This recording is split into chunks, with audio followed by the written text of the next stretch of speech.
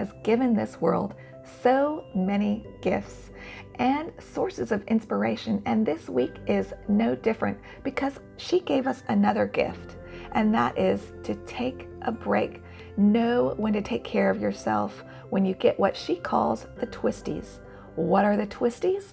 She refers to it as when your mind and body aren't in sync. Simone Biles, the greatest female gymnast this world has seen, gets the twisties. If she gets it, we all get it. And the twisties can happen to artists too. It happened to me, especially when I first started building my YouTube channel and my following here on YouTube. And I started doing art tutorials. I video my entire process, and sometimes it can feel like painting in a fishbowl, like everyone is watching you. And I'm sure Simone Biles feels the same way because all the eyes in the world really are on her. So I kind of can understand how Simone Biles is feeling and how that can mess with your mind. It certainly did me because my paintings got stiff and uninspired more than once. I was putting too much pressure on myself to be perfect for my students. Here are a couple examples of what I think are manifestation of my twisties. This first painting is a loose, gestural, poetically painted Frisian I painted years ago. I love this painting so much that I decided to do it again for my students, but I was putting so much pressure on myself that the resulting painting came out stiff and overworked. Another example is this cat. I love this first result, so I decided to try to duplicate it for my students on video. I videoed the whole process, and that is a great way to get the twisties. So here are my results. Nothing like the first attempt, the loose poetic painting I first did.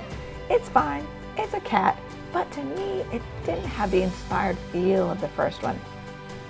Like Marc Chagall so elegantly put it, if I create from the heart, nearly everything works. If from the head, almost nothing. And Degas said, a painting requires a little mystery, some vagueness, and some fantasy. When you always make your meaning perfectly plain, you end up boring people. I think a lot of beginning painters and artists put this same pressure on themselves to make something beautiful right out of the gate, even if they haven't been painting long. But I can assure you, even after I've been painting 20 years, you're going to have failures. Great artists felt this pressure.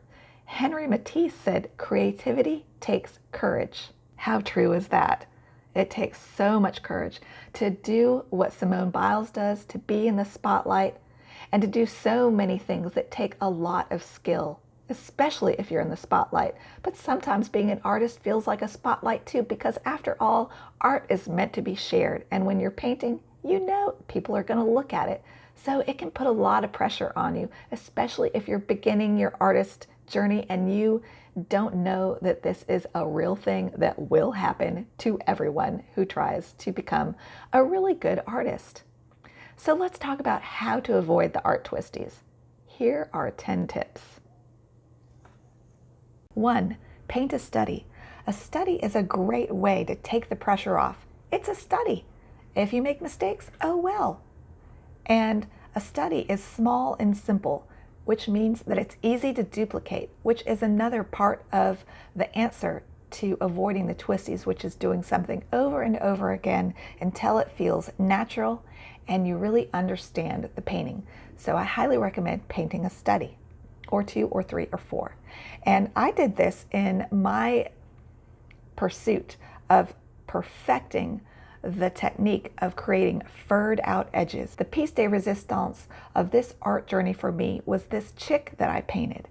But to get to this ultimate success in this painting, which by the way, I painted in dull light at 5 p.m. just as an afterthought with no pressure on myself. I just happened to video it luckily, but I was feeling inspired. I had an idea. I wanted to paint this chick, and my 5-year-old was in the background making noise. My husband was banging around in the kitchen, and I was just in the right mindset to create something that was the culmination of a lot of practice. And before I painted this chick, I did all these studies of painting black fur. For example, look at all these paintings I did of my cat Sadie to practice black furred out edges. Tip number 2 is just take a break. As Degas says, success, the enemy of progress. And if you are always beating on yourself to be successful, to be good, but you don't take a break and breathe, your brain and your body cannot recharge, and you have to be at the top of your game to paint the way you want. So if you are working really hard, remember to take a break. Go do something completely different than your art. 3, another thing you can do is paint something that requires no rules, like an abstract. Once in a while you'll see on my channel an abstract because they really are freeing. You don't have to get them right because there is no right, because you're not trying to paint something that has any ounce of realism to it. So it can be really freeing, it can loosen you up, it can energize you. And for me, it really energizes me to just watch the colors interact and the painting almost paint itself when you paint an abstract. And it can really be artistically invigorating to do this. So I highly recommend painting abstracts to help yourself loosen up. 4, try to make mistakes. Here's a quote by Picasso. He says, "God is really only another artist. He invented the giraffe, the elephant, the cat. He has no real style. He just goes on trying other things." And I think it's funny to think in this way because if you look at some of the animals, like say the blue-footed booby or the platypus, they're just ridiculous. Some animals they're just ridiculous looking. They're really funny, but they are the result of a great natural creativity and inventiveness. Sometimes you will make something that looks really wacky. Let it happen. But the object of the game should be creativity and artistic freedom. Degas said, "Only when he no longer knows what he is doing does the painter do good things." And I think in some ways this is true. It takes years and years to really learn how to paint, how your materials work together really well, and to master that. And I think that is an important part of the process. But also just throwing paint around and letting things happen to a degree can really help infuse your painting with joie de vivre and beauty that you can't achieve any other way. 5, practice self-care. This is similar to taking a break, but you've got to feed your body with healthy food. You've got to get good sleep. But if you're struggling with your mental health, go talk to a therapist. If you're having something happen physically, take care of yourself and go to the doctor. Because if your body and your mind aren't working to their ultimate potential, you are not going to be able to do your best work. 6, paint a lot. And this is similar to what I was saying about painting studies. And especially since I started doing YouTube tutorials and having my work in front of the world, it does make me more stiff in my painting, I think. And so what I find has helped with this is just painting a lot. And if a painting comes out stiff these days, I do it again. If I don't like it, I do it again, and I do it again and again. And eventually I loosen up. But it takes a lot sometimes for me to get over myself and just paint expressively and creatively and let that process happen and not overthink it. And one way to help that happen is just paint a lot. 7 is just to show up. You've got to show up. And I can't find the quote, but I've heard a lot of professional artists say this.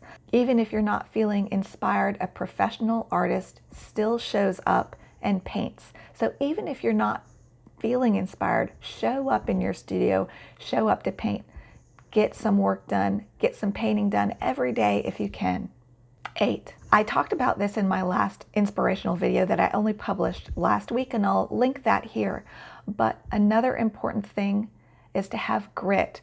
I went to school for social work, which is a counseling degree. I have a master's in social work. One study that I learned about really stands out for teaching me a life lesson over everything else I learned when I was studying to be a counselor. And that is, what is the special sauce that makes people successful? And there was a study that looked at this, and they studied lots and lots of people, and they followed them over their lifetime, and they looked for that one characteristic in people that they all shared in common if they were successful. And they came up with grit. What is grit? Grit is making mistakes, falling down, getting back up, doing it again, and making mistakes after mistake after mistake. And even after making those mistakes, you'd get back up and keep going. As Michelangelo said, if people only knew how hard I worked to gain my mastery, it wouldn't seem so wonderful at all. And I can relate to that. And at the beginning of my YouTube journey, I decided I was going to work at this YouTube journey, work at my art journey, and build this up even if I felt like I was failing.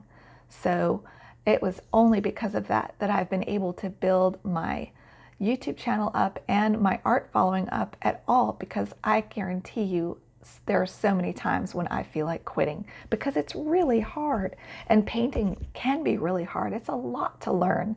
So don't give up. Keep trying. If you're really determined to become a good painter and you have a vision in your mind how you want your art to be someday, keep working. You will get there.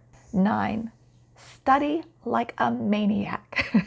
I think I should make that a quote by Rachel Parker. Study like a maniac. And if you read the biographies of all successful people, and I've studied a lot of people like Abraham Lincoln, Thomas Jefferson, the great minds, Eleanor Roosevelt, they were all voracious readers. So if you really want to get good as an artist, read a lot of books, watch a lot of videos of artists you admire, and learn and learn and learn. I have been painting for 20 years and I still learn things from other artists. In fact, I recently posted a video about an aha moment I had after watching a Shada Campbell video, and I'll link that here.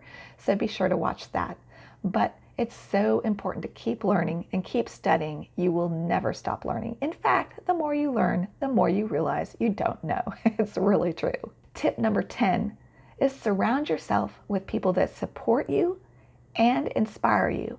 And this is similar to tip 9 in a way, because you should be looking at a lot of art, finding inspiration, and seeing where you want to go with your art, but also surrounding yourself with people who encourage you in your art journey. And one way to do that is join a community. I myself have a Facebook group called Rachel's Watercolor Workshop. So come find me, Rachel's Watercolor Workshop on Facebook. And it is an art group where we all share our art and support each other, get advice, and share really good information to help us grow and progress on our journey as artists together. But there are lots of online groups that are really great, and I encourage you to join those. And also in your personal life, surround yourself with people that support you and inspire you. All right, everybody, thank you so much for tuning in. I hope this helped you figure out how to overcome your own art twisties. And thank you again to Simone Biles for inspiring the world to overcome our own twisties in each of our own ways. So thank you so much. Be sure to subscribe for more great content, and I'll see you next time. Bye, everybody.